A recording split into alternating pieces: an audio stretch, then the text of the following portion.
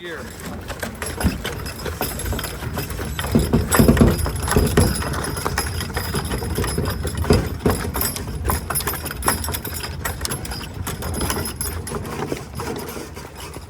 If anybody's interested at the end of the tour, you're more welcome to grab any souvenir you want out of either one of those bags up there. The only thing you'll get in Wisconsin Dells for free, guys. Alright guys, my name is Jason. I'm your tour guide today. Any questions, concerns, just give me a holler. Up front here you have Marvin and Mark.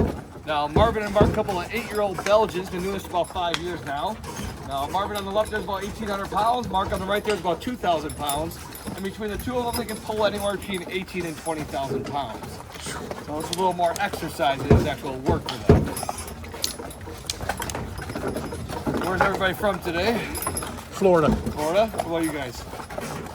Kenosha? Okay. So no Bears fans at least, then, right? Okay. Bears fans only get one-way tickets out here. Also, all Bears and Cubs apparel go in the black bags as well. All right. They deal with that mountain household. I actually grew up here in the Dells. My wife is actually from Chicago. She actually drug me down there for a while. I was a homicide detective in Chicago for 15 years. Decided to move out of the city and move back to the Dells here. Now I'm a police officer for the city of Wisconsin Dells here. Cool.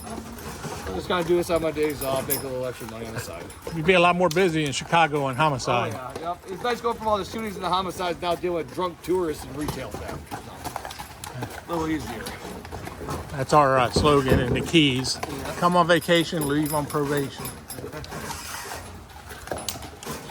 All right, guys, we're into the canyon here. Get very close to the wall. So you guys on the sides there, just watch your arms.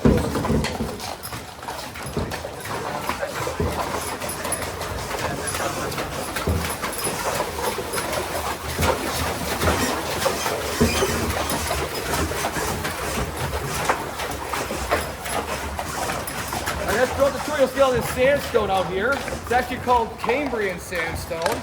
It's very rare. It's only found in 4 places in the entire world. Right here in Wisconsin Dells, upstate New York, Germany, and Switzerland.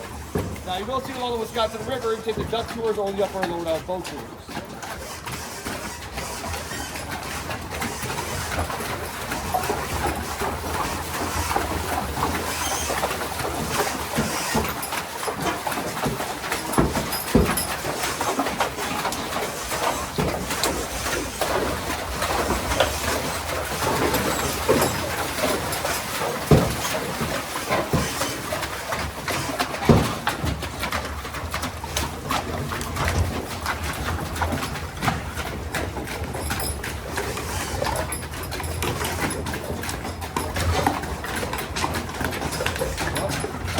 Like Mark's doing some of those souvenirs in the bag.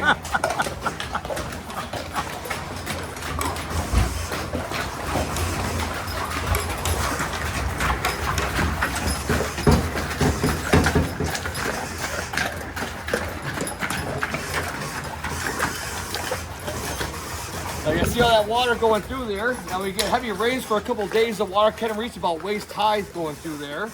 Now that does happen. We do have to shut down for about 24 hours if the water go back down again. So it all races through the canyon that way, goes underneath Canyon Road right into Lake Delta.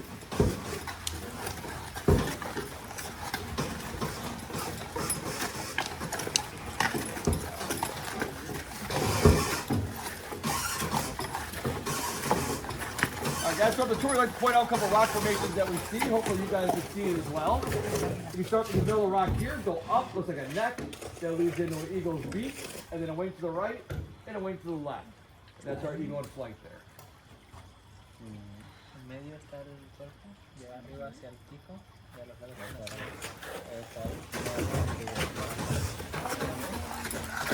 And if you guys give it a second, you turn back around, he then turns into a brontosaurus. Yes, he does.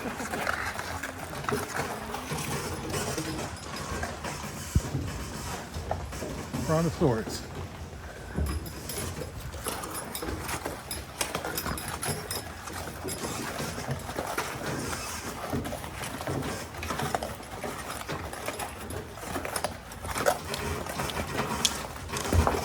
Now, this whole canyon here was formed back when the glaciers melted here in Wisconsin. All that glacier runoff water rushed this way and carved the entire canyon out. Now, all the sandstone here dates back millions of years ago before there was any kind of life on Earth.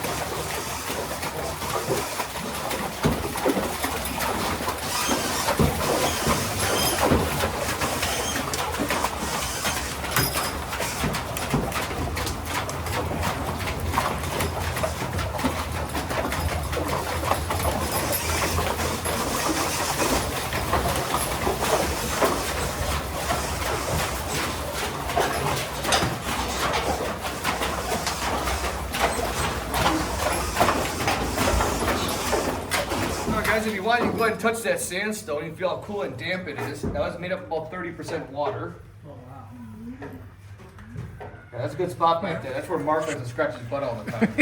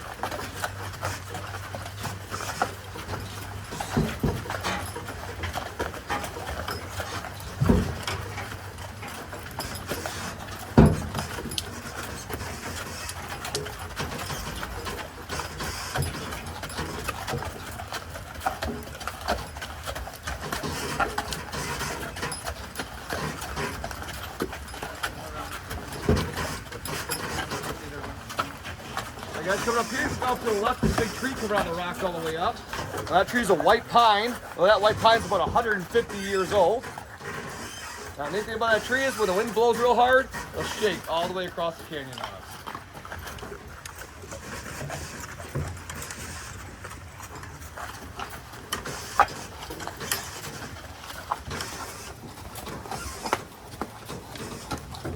Over to the left, guys, you'll start seeing some of these golf balls laying in through here. Up over the top of the ledge up there is the Wild Rock Golf Course. Usually end up with a few hundred golf balls down here every summer. Most of them get knocked down in this creek area and get those heavy rains. That creek floods and then washes all those golf balls out in the Lake Delaware. It's always fun watching the golfers walk up to the ledge, look down, and they're like, you know, I'm making a drop up on top here.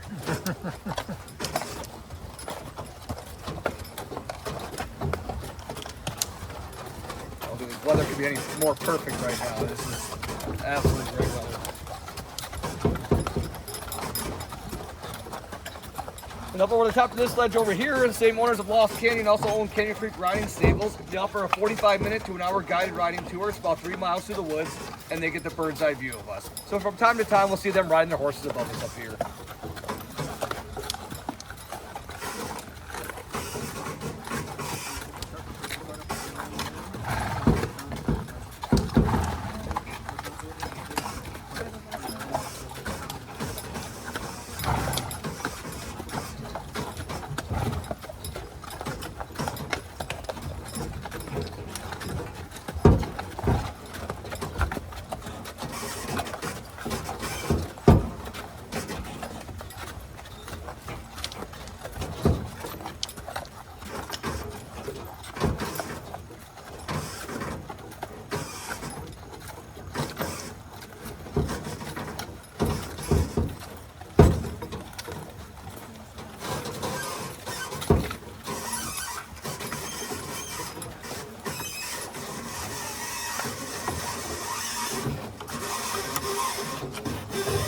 As we off to the right here, it's path leading up out of the canyon there. That's actually how we get the horses in and out of the canyon every day. It's about a 1 mile trip back to the barn for them.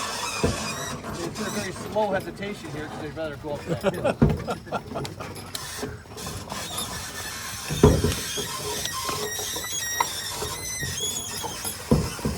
Now these guys do go home. They do only sleep for a couple of hours. Most horses do a little 15-20 minute burst of sleep. And they do one deep sleep for about an hour and a half or so, and that's all the sleep that they need. They will spend the rest of the night just eating away. Now, we don't have specific feeding times for our horses. There's always food out there so they can eat whenever they want.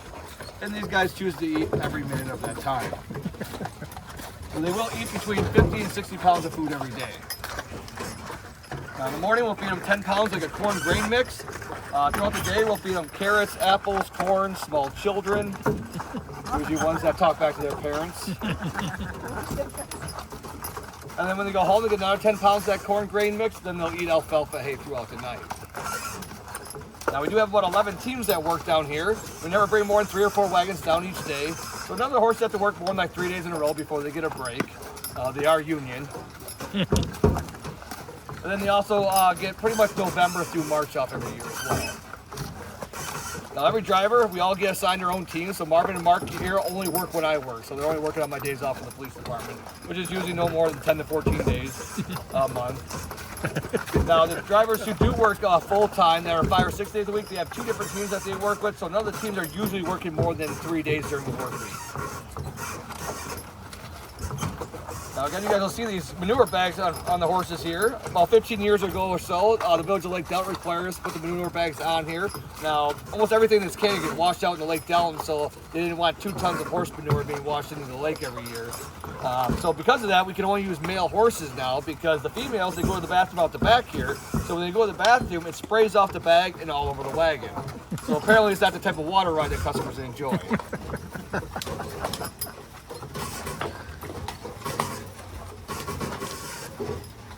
Now again, these guys are Belgians. Currently the largest horse in the world is actually a Belgian. His name is Zeus, and he's about 3,100 pounds. So picture Mark over there. He's a couple feet taller than Mark, and on about 11 to 1,200 pounds, and you would have Zeus. Now before Zeus, the largest horse in the world used to be Big Jake. He was a Belgian as well. Now the neat thing about Big Jake was he used to only live about 25 minutes away from here in Poynette, Wisconsin. But he did pass away back in 2021. And then the largest horse ever recorded, a Shire named Samson, it was back in the 1890s, and he was about 3,600 pounds. So picture just about Marvin and Mark put together, and you would have Samson. Now, working in the 1890s, he was most likely a logger, pulling, after they chopped the trees down and moved them around, he probably was pulling a lot of those logs around.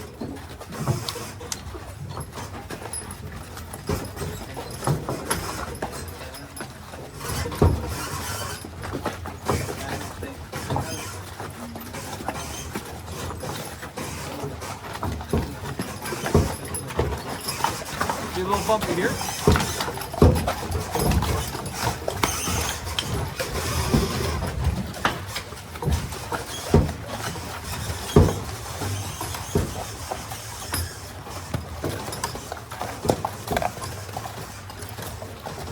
We have a lot of our trees that fall down in here. Every storm we get, usually 1 or 2 trees do fall down out here.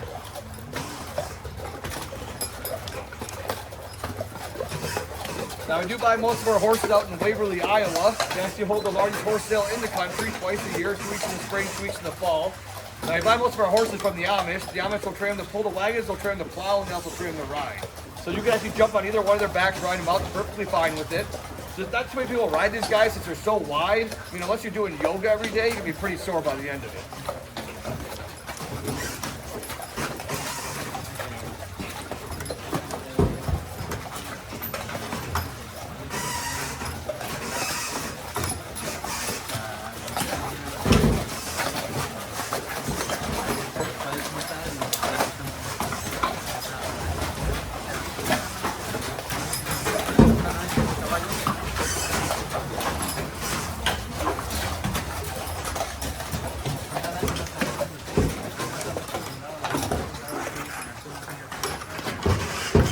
Sorry about that dripping, guy. I'm trying to fix that septic leak for a while now.